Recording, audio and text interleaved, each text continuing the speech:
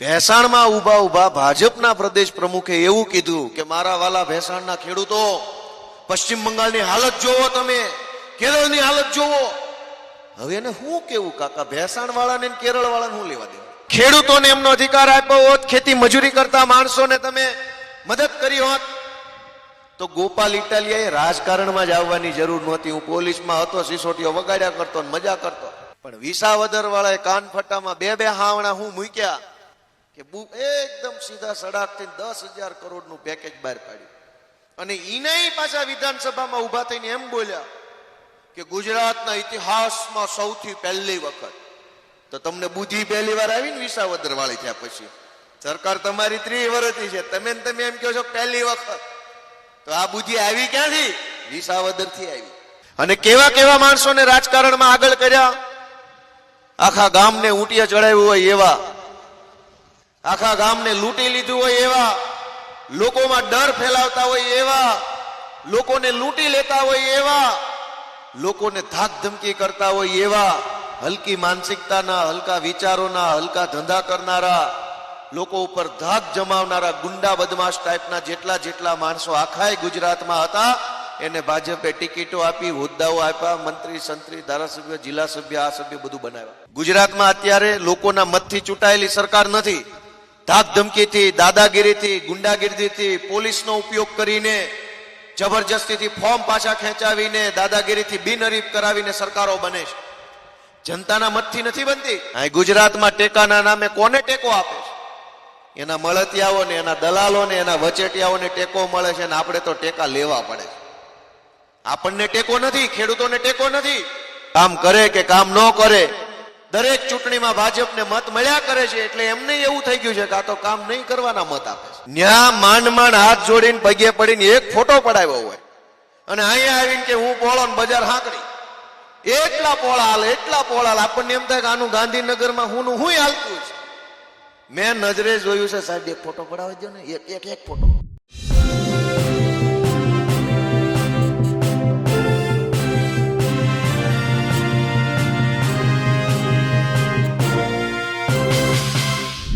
કણજાની આ સભામાં, એટલે કે જૂનાગઢ માણાવદર કણજાની આ સભાની અંદર ગોપાલ ઇટાલિયા જગદીશ વિશ્વકર્મા ઉપર ભડક્યા. કારણ કે 2 દિવસ પહેલાં જ જગદીશ વિશ્વકર્મા ભેસાણ પહોંચ્યા હતા અને એમણે કેરળ અને ભેસાણની વાત કહી હતી. એટલે ગોપાલ ઇટાલિયાએ સ્પષ્ટપણે કહ્યું કે કેરળ અને ભેસાણની જો સામ્યતા કરવી હોય તો 50 બસો મૂકો, અમે કેરળ જોવા જઈએ.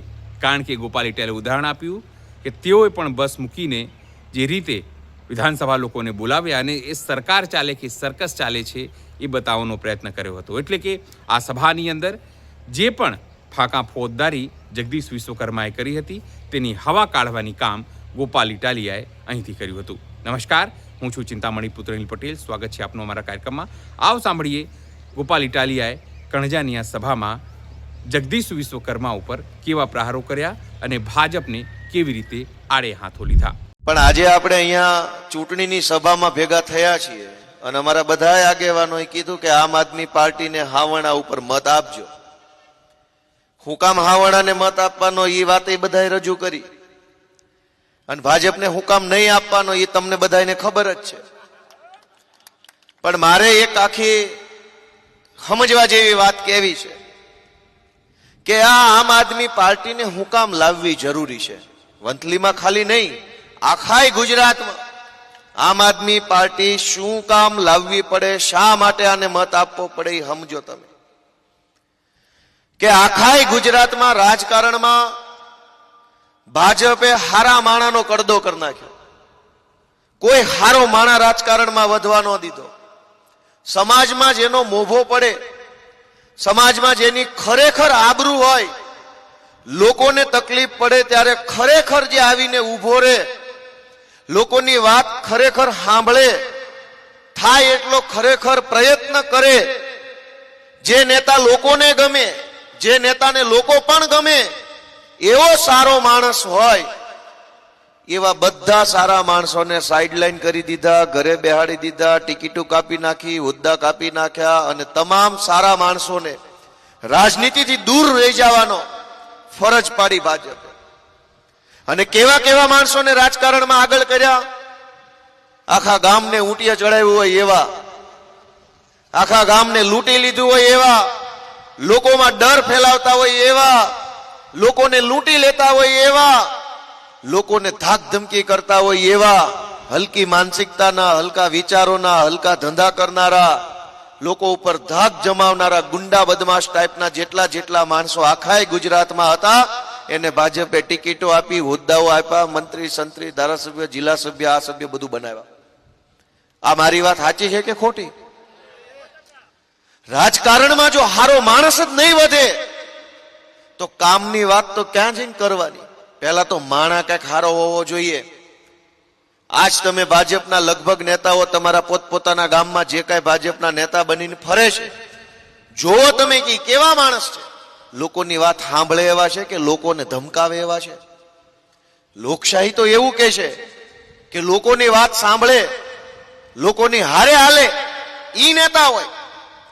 આ ભાજપશાહી આવી ગઈ છે કે લોકોને ધમકાવે ઈ મોટો નેતા. તાલુકાની ટિકિટો હોય કે જિલ્લાની ટિકિટો હોય કે વિધાનસભાની ટિકિટો હોય, કોના હાથમાં આવે છે? જે માથાભારે માણસ હોય, ગુંડા ટાઈપનો માણસ હોય, લૂંટફાટ ચલાવતો માણસ હોય, પબ્લિકને શોષણ કરતો માણસ હોય, ઈ નેતા બની જાય. પ્રવીણભાઈ જેવા હારા માણસ હોય કે જે અડધી રાતે હોંકારો આપે એવા હોય, ઈ માણસ હાંસિયામ ધકેલાઈ જાય. તો આમ આદમી પાર્ટીને મત એટલા માટે આપવાનો છે કે ગુજરાત આખાની અંદર બધી જ્ઞાતિમાં જે જે હારા હારા હારા હારા આગેવાન છે એને તમારે જો રાજનીતિમાં લઈ આવવા હોય તો એના માટે એક પ્લેટફોર્મ તમારે ઊભું કરવું પડશે ને. પ્લેટફોર્મનું નામ છે આમ આદમી પાર્ટી. દોસ્તો, આમ આદમી પાર્ટી હશે તો હંધાય હારા માણા ધીમે ધીમે અહીંયા ભેગા થશે, અને હારા માણા જ્યાં ભેગા થાય ને એને હારું થાય. આજ દરેક સારા માણસે રાજનીતિમાં જવું તો છે, પણ કઈ પાર્ટીમાં જઈને કામ કરવું? ભાજપ ગુંડા અને પૈસાદારોની પાર્ટી, કોંગ્રેસ હગાવાલાની પાર્ટી. આમાં હારા માણસે ક્યાં જઈને ઊભું રહેવાનું? તમે વિચાર કરો કે તમે પ્રવીણભાઈ રામને અત્યારે સાંભળ્યા. પ્રવીણભાઈ રામ આગેવાન કેવો, મજા આવે એવો કે નહીં? પણ આ પ્રવીણભાઈ મજા આવે એવો માણસ તો છે જ. હોશિયાર છે, લડાયક છે, ભણેલ ગણેલ છે, યુવાન છે. પણ જો આમ આદમી પાર્ટી ન હોત તો પ્રવીણભાઈની આવડતની કદર ભાજપ કે કોંગ્રેસ કરે કે ન કરે? ભાજપમાં પ્રવીણભાઈને કઈ સારું સ્થાન મળે? ન મળે. પ્રવીણભાઈ જેવો લડાયક નેતા આપણને એટલે મળ્યો કેમ કે ગુજરાતમાં આમ આદમી પાર્ટી નામની પાર્ટી હતી અને છે. આ બ્રિજરાજભાઈ સોલંકી લડ્યા કરે છે યુવાનો માટે, અવાજ ઉઠાવે. જો આમ આદમી પાર્ટી ન હોત તો બ્રિજરાજ સોલંકીને ભાજપ કે કોંગ્રેસમાં ઉપર ટોચનું સ્થાન મળે કે ન મળે? કયો મને બધા, મળે કે ન મળે? ન મળે. ઈશુદાન ગઢવી, ચૈતર વસાવા, એક થી એક ચડિયાતા આગેવાનો ક્યાંથી આવ્યા? આમ આદમી પાર્ટીના રસ્તેથી આવ્યા. કેટલાક મુઠ્ઠીભર લોકોએ આજથી 12 વર્ષ પહેલા ગુજરાતમાં આમ આદમી પાર્ટી બનાવી. તે દિવસે એમણે સપનું જોયું કે આ ઝાડવાનું બી રોપીએ છે, કેદીક આ ઝાડવું મોટું થાય, છાંયો થાય ને હજારો લોકોના જીવનમાં આ ઝાડવાથી સમૃદ્ધિ આવશે. આજથી 12 વર્ષ પહેલા જે લોકો આમ આદમી પાર્ટીમાં જોડાણા એને વિશ્વાસ હતો, એને ખબર હતી કે એક દિવસ એવો આવશે જે દિવસે ગુજરાત આખાના સારા સારા સામાજિક આગેવાનો આ પાર્ટી સાથે જોડાય અને ગુજરાતનું ભલું કરશે. અને થયું એવું. જોવા તમે મને જોવો, આ સ્ટેજ ઉપર બેઠેલા બધા માણસોને જોવો. આમ આદમી પાર્ટીને એટલે મત આપવાનો છે કે એક ઝાડવું ભાજપનું છે ને એક ઝાડવું આમ આદમી પાર્ટીનું છે. ભાજપના ઝાડવે હુકારો આવ્યો છે, હવે ના સાયો થાય એમ નથી. જેટલું પાણી નાખો એટલું નાખો, આવી ગયો છે હુકારો. વહેલી તકે કુવાડી મારીને લાકડા લઈ જઈને બાળો અને મજા કરો તો જ કામનું છે ને. આમ આદમી પાર્ટીને ઝાડવાને 2 કળશા પાણી બધાય નાખો હાવણાના સ્વરૂપમાં. આ ઝાડ મોટું થશે તો કરોડો લોકોના જીવનમાં એક સારી સમૃદ્ધિ આવશે. અને મિત્રો, મારે એ વાત કરવી છે કે હારી સરકાર બને, લોકોના મતથી ચૂંટાયેલી સરકાર બને તો નિર્ણય કેવો લે? ગુજરાતમાં અત્યારે લોકોના મતથી ચૂંટાયેલી સરકાર નથી. ધાક ધમકીથી, દાદાગીરીથી, ગુંડાગીરીથી, પોલીસનો ઉપયોગ કરીને, જબરજસ્તીથી ફોર્મ પાછા ખેંચાવીને દાદાગીરીથી બિનહરીફ કરાવીને સરકારો બને છે. જનતાના મતથી નથી બનતી, દાદાગીરીથી સરકારો બને. દાદાગીરીથી સરકાર બની હોય તો એ સરકારમાં આવી નહીં દાદાગીરી જ કરે. ગુંડાગીરીથી સરકારો બને તો સરકારમાં આવી નહીં ગુંડાગીરી કરે. લોકોના મતથી જો સરકાર બને તો ઈ સરકાર કેવું કામ કરે એના 4-5 દાખલા તમને આપું. પંજાબમાં આમ જનતાએ, સામાન્ય માણસોએ, ખેડૂતોએ મત આપી અને આમ આદમી પાર્ટીની સરકાર બનાવી. અને ઈ સરકાર પંજાબમાં ટેકાના ભાવે જે ખરીદી કરે છે એમાં મને તમને કહેતા ગર્વ થાય કે 100% ખરીદી કરે છે. 150 મણ, 200 મણ, 50 મણ એમ નહીં. તમારા ખેતરમાં જેટલો માલ પાક્યો 100% માલની ખરીદી પંજાબની આમ આદમી પાર્ટીની સરકાર કરે છે. મને તમે બધા જવાબ આપો કે સારું કહેવાય ખરાબ? તમારા ખેતરમાં 50 ખાંડી પાકી કે 100 ખાંડી પાકી કે 500 મણ ઘઉં પાક્યા કે 5000 મણ ઘઉં પાક્યા, એક એક દાણો જો સરકાર લઈ લે તો એ સારી બાબત કહેવાય કે ખરાબ બાબત કહેવાય? અહીં ગુજરાતમાં ટેકાના નામે કોને ટેકો આપે છે? એના મળતિયાઓને, એના દલાલોને, એના વચેટિયાઓને ટેકો મળે છે અને આપણે તો ટેકા લેવા પડે છે. આપણને ટેકો નથી, ખેડૂતોને ટેકો નથી. વચેટિયા કમાય છે, એજન્સી મળે, કોકને કોથળાની એજન્સી, કોકને મજૂરની એજન્સી, કોકને ગોડાઉનની એજન્સી, કોકને ખટારાની એજન્સી. જેની એજન્સી ખટારાની હોય, કોથળાની હોય, મજૂરની હોય, તોલાટની હોય, એ કમાય. અને ખેડૂતોને તો 100 મણ માંડવી મૂકવા જવા માટે થઈને ઉજાગરાના પારને અડધી રાતે જવું, લાઈનમાં ઉભા રહેવું, મેસેજ નો આવે ત્યાં સુધી માલ હંગરીને રાખવો, અને અડધો માલ ટેકામ જાય, પછી બાકીનો ક્યાં દેવા જાવો? પણ જો જનતાના મતથી સરકાર બને તો જનતાના મતથી બનેલી સરકાર ધારે તો પંજાબમાં થયું એવું કામ કરી શકે. બીજી વાત કે પંજાબમાં પૂર આવ્યું, આમ આદમી પાર્ટીની સરકાર છે, ત્યાં લોકોના મતથી બનેલી સરકાર છે. એણે એવો નિર્ણય કર્યો કે જે ખેડૂતોની જમીન ધોવાઈ ગઈ એને જમીનનું વળતર આપવાનું, જે ખેડૂતોને પાકમાં નુકસાની ગઈ એને પાકનું વળતર આપવાનું, જેણે ખેતર ભાગવું રાખ્યું હોય ને એ ભાગ્યા નહીં, તે એના ભાગમાં નુકસાન ગયું ને એનું વળતર આપવાનો નિર્ણય આમ આદમી પાર્ટીની સરકારે કર્યો. દેશના ઇતિહાસમાં ક્યાંય ખેતર ભાગવું રાખનારાને સહાય નથી મળતી. પંજાબ આમ આદમી પાર્ટીની સરકાર પહેલી એવી સરકાર છે જેણે ખેતી મજૂરી કરતા માણસોની ચિંતા કરી. ખેડૂતને અલગ વળતર અને ભાગવું રાખનારને અલગ વળતર. તમે બધા મને કહો આ સારું કહેવાય કે નહીં? અને પંજાબમાં થઈ કે તો ગુજરાતમાં ક્યાં કાંટા આવી ગયા છે? ગાંધીનગરમાં. કરવું હોય તો અહીંયા થઈ શકે, પણ નહીં કરે. શું કામ? કેમ કે આ લોકોને કરવાની દાનત નથી. કામ કરે કે કામ ન કરે, દરેક ચૂંટણીમાં ભાજપને મત મળ્યા કરે છે. એટલે એમને એવું થઈ ગયું છે કે આ તો કામ નહીં કરવાના મત આપે છે. એને મનમાં એમ છે કે નથી કરતા તોય મત આપે છે એટલે નહીં કરવાના જ હશે, કામ કરવાના ક્યાં મત આપે છે? દોસ્તો, હું તો તમને વિનંતી કરવા માટે આવ્યો છું કે અમે બધા આમ નાના માણસો છીએ. હું, નિશુદાનભાઈ, પ્રવીણભાઈ, અમે બધા નાના ઘરના માણસો છીએ, પણ અમારી હિંમત બહુ મોટી છે અને તમારા ભરોસે અમે હિંમત કરીને બાથ ભરી લીધી છે બહુ મોટી. હવે તમારે અમારી આબરૂ રાખવાની છે. ખાનખાના કઈ એવી મોટી તોપુ સામે બથોડા ભરી લીધા છે, પણ તમારા ટેકે, તમારા ખીલે કૂદીએ છે અમે. ખીલો હલે નહીં એની જવાબદારી તમે સંભાળશો એવી હું તો તમને વિનંતી કરવા આવ્યો છું. 2 દી પહેલા ભાજપના પ્રદેશ પ્રમુખ ભેસાણમાં આવ્યા. સ્વાગત છે ભાઈ તમારું, આવો આવો. ભેસાણમાં ભાજપના પ્રદેશ પ્રમુખ આવ્યા અને ભાષણ કરતા કરતા એને એમ કીધું કે આ ગોપાલ ઇટાલિયો આંખમાં કણાની જેમ ખૂંસે છે. સાંભળ્યું બધાએ? સાંભળ્યું કે નહીં? હજુ તો એક આવ્યા છે ત્યાં તમને કણા લાગવા માંડ્યા. જે દી આખા ગુજરાતમાં હાવણા વાળી થાય તે દી ક્યાં જઈને મોઢા હંતાડશો ઈ કયો? એટલા વર્ષોથી તમારી સરકાર છે. તમે જો સારા કામ કર્યા હોત, લોકોની સેવા કરી હોત, ખેડૂતોને એમનો અધિકાર આપ્યો હોત, ખેતી મજૂરી કરતા માણસોને તમે મદદ કરી હોત, તો ગોપાલ ઇટાલિયાએ રાજકારણમાં જ આવવાની જરૂર નહોતી. હું પોલીસમાં હતો, સિસોટીઓ વગાડ્યા કરતો, મજા કરતો. આ તમારા પાપે અમારે રાજકારણમાં આવવું પડ્યું, તમારા પાપે અમારે ચૂંટણીઓમાં ઉભું રહેવું પડ્યું, અને તમારા પાપે પબ્લિકે અમારો હાવણો દબાયો, અને હવે તમને અમે ખૂંસવા માંડ્યા. અને પાછી એને એવી વાત કરી ભેસાણમાં આવીને, કોક માણા ગામડામાં આવ્યો હોય તો ઈ ગામની વાત કરે ભેસાણમાં ઊભા ઊભા ભાજપના પ્રદેશ પ્રમુખે એવું કીધું કે મારા વાલા ભેસાણના ખેડૂતો, પશ્ચિમ બંગાળની હાલત જોવો, તમે કેરળની હાલત જોવો. હવે એને શું કેવું કાકા? ભેસાણ વાળાને કેરળ વાળાને શું લેવા દેવા? ક્યાં ભેસાણ ને ક્યાં કેરળ? તોય કે કેરળની હાલત જોવો. મારે ભાજપના પ્રદેશ પ્રમુખને કેવું છે કે 50 બસો મૂકો, વોલ્વો 80 વાળી, અમે બધા બેહીને હાલત જોઈ આવી રૂબરૂમાં કેવી છે. એમ લઈ જાવ ને જોવા, લઈ નથી જવા. માઇકમાં એમ કેવું હાલત જોવો, મૂકો બસો. મેં મૂકી હતી ગાંધીનગરની હાલત જોવા કે ત્યાં કેવી સરકસ હાલે છે ભાજપનું. અમે મૂકી બસો. મેં એમ નહોતું કીધું ગાંધીનગરની હાલત જોવો, મેં બસો મૂકી. હાલો બેહો, રૂબરૂ બતાવો કઈ સરકસ કેવું હાલે છે ભાજપનું. અહીં જે મોટા પોળા પોળા થઈને હાલે છે ને એનું ન્યા કઈ હાલતું નથી. એ અહીંયા જ પોળા હાલે છે.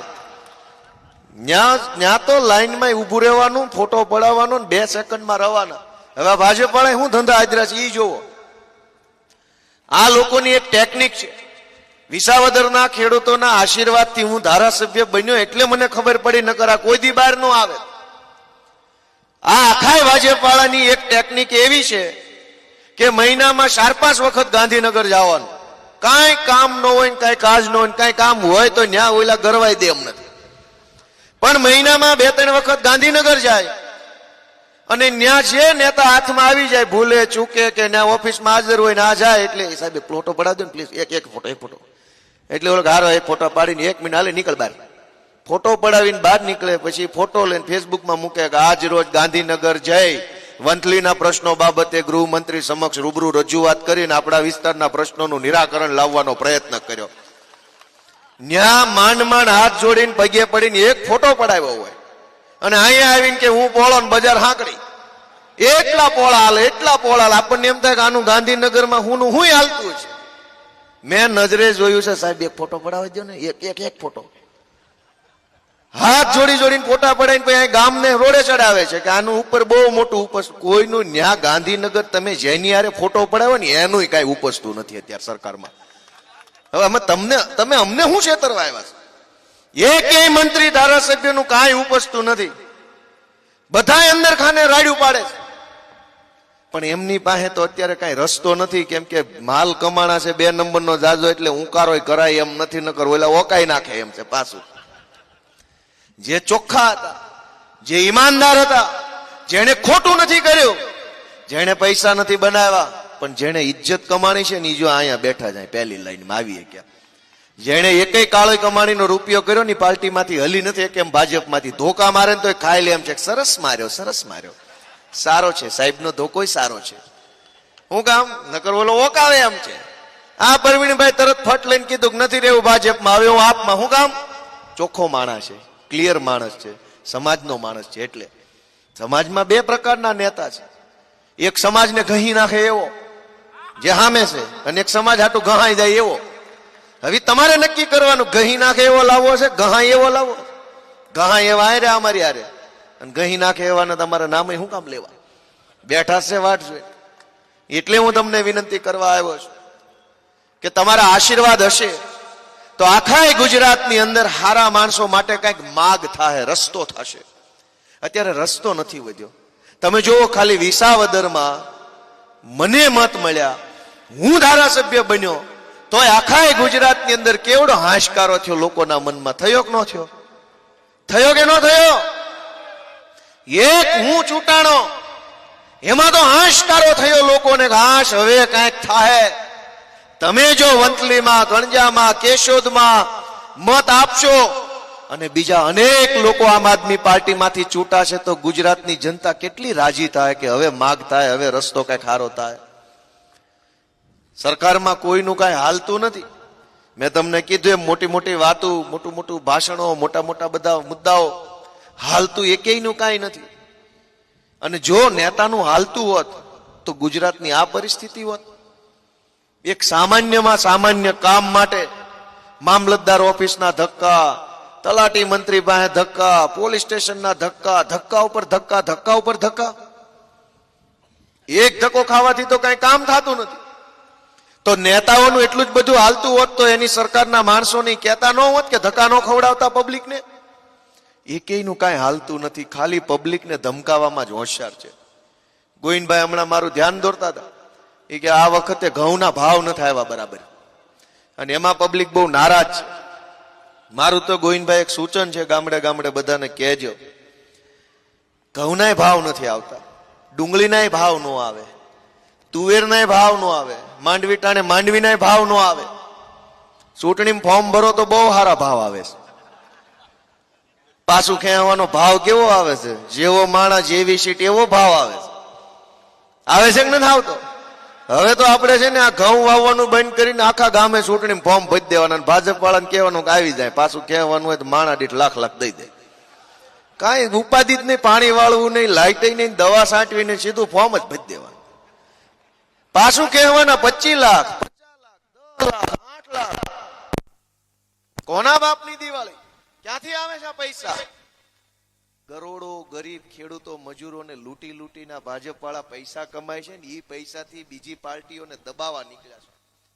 અમે તો કઈ દબાઈ જાય એવા છે નહીં, પણ તમે અમારો હાવણો દબાવશો ને તો અમે એને દબી દેવું, એ વાત પાકી છે. તમે એકવાર અમારો હાવણો દબો પછી અમે જોઈ છે કેટલું દૂધ પીને જણ્યા છે. અમે અહીં હજડબમ જ છે, ઈ પોલીસ લઈને ચૂંટણી લડવા આવ્યા છે. અમે તમારા આશીર્વાદથી ચૂંટણી લડવા નીકળ્યા છે. અમારી પાસે ગુંડા બદમાશોની ટોળી નથી, અમારી પાસે કાળજું મોટું છે, અમારે બીજી કઈ લાંબી જરૂર પડે નહીં.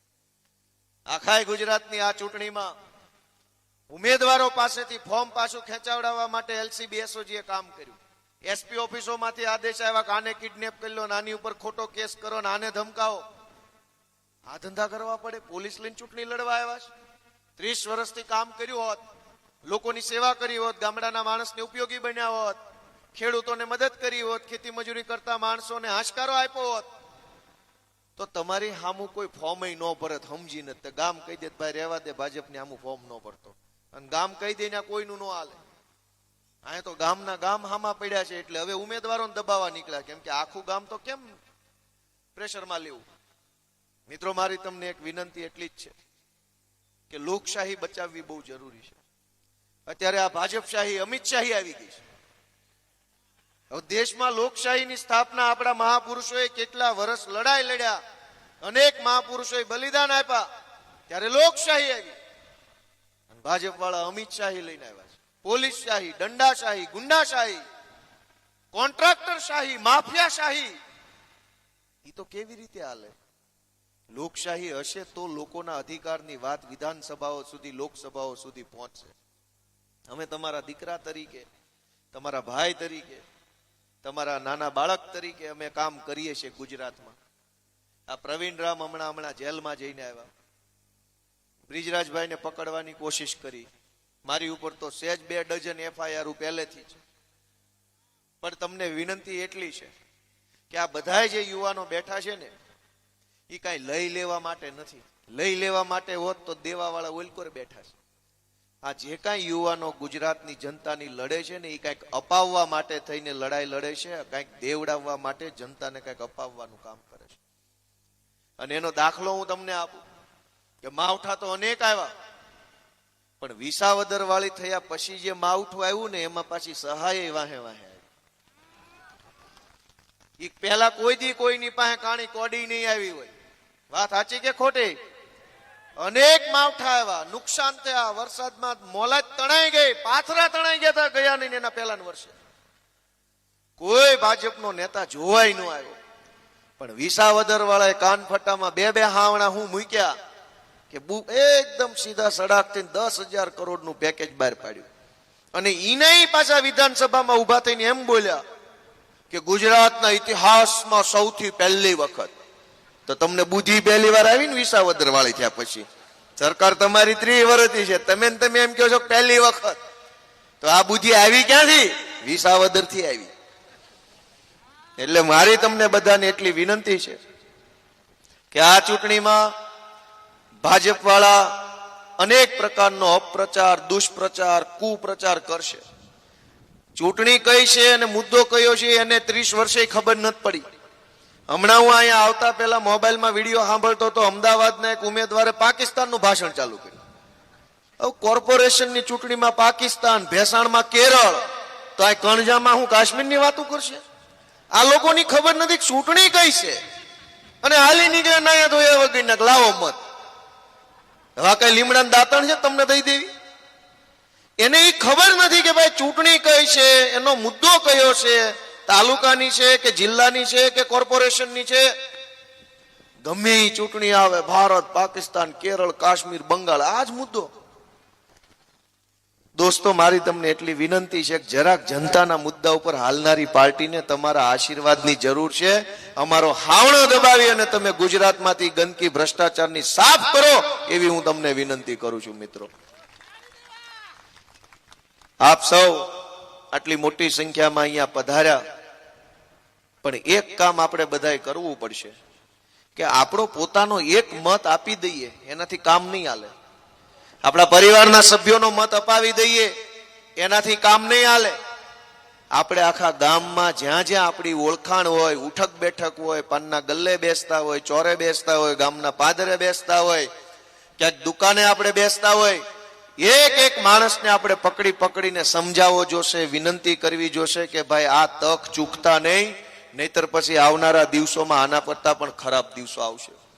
અહીં બેઠેલા એક એક માણસની જવાબદારી છે કે કણજા સીટ ઉપર, કોયલાણા સીટ ઉપર, અગતરાય સીટ ઉપર, અરજણભાઈ ઉભા ધંધુસર સીટ ઉપર, જ્યાં જ્યાં આપણા હગા હોય એ બધા હગાને ધ્યાન દોરીએ કે એક વિસાવદર વાળી થઈને આટલી મજા આવી, તો હવે ચારેય બાજુ વિસાવદર વાળી થાય તો કેવી મજા આવી જોવું હોય તો દબાવો હાવણો એક વખત. જે રીતે જગદીશ વિશ્વકર્માએ કેરળ અને ભેસાણની તુલના કરી હતી કે વિકાસની વાતની તુલના કરી હતી, તેને લઈને આપ શું વિચારો છો? અને ગોપાલ ઇટાલિયાએ જે રીતે જગદીશ વિશ્વકર્મા ઉપર પ્રહારો કર્યા, તેને લઈને આપ શું માનો છો? તેને લઈને અમારા કોમેન્ટ બોક્સમાં કોમેન્ટ કરજો. એ સિવાય અમારી યુટ્યુબ ચેનલ લાઈક કરો, સબસ્ક્રાઇબ કરો, બેલ આઇકન દબાવો. સાથે અમારી વેબસાઇટ છે www.gujaratplus.in, ત્યાં પણ જઈને તમે વધુ અપડેટ થઈ શકો છો. અત્યારે માટે બસ આટલું જ. નમસ્કાર.